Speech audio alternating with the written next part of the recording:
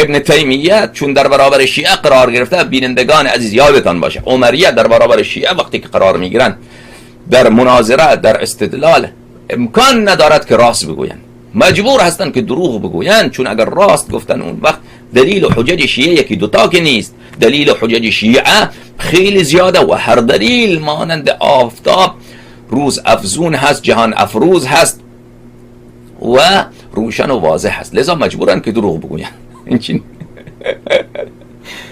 و همچنین جماعت نابکار دجالیه این چنین هستن، وقتی که در برابر شیعیان قرار میگیرن این جماعت دجالیه مجبورن که دروغ بگویند، مجبورن که بله تمام علما قائل به ولایت فقیه بودند،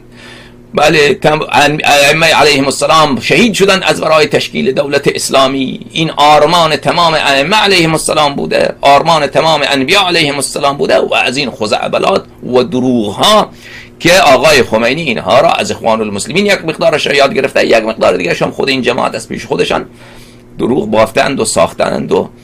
به اهل بیت علیهم السلام نسبت میدهند. لعنت خداوند متعال بر علمای دجالیه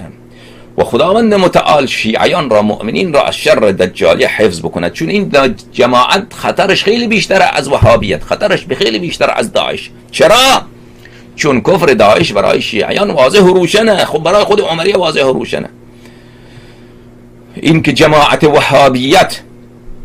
این جماعت وهابیت جماعت گمراهی هستند یا ثابت کردن کفر و ابوبکر و عمر، این کار سهل و آسانی هست و این بیشتر شیعیان میدانند. اما جماعت دجالیه جماعتی هستند که ابن تیمیه به صورت شیعه، به صورت روحانی شیعه، عالم شیعه، آیت الله شیعه آمده تمام حوزه های شیعه را به دست گرفته، تمام منادر شیعه را به دست گرفته. لذا من میگویم که خطر خمینی و خطر خامنه‌ای و خطر این جماعت کافر فاسق ملعون به تبهکار گناهکار منحرف از خطر وهابیت و داعش خیلی بیشتره و اصلا داعش ساخته دست خامنه‌ای و قاسم سلیمانی و اطلاعات ایران هست. این را بدانید.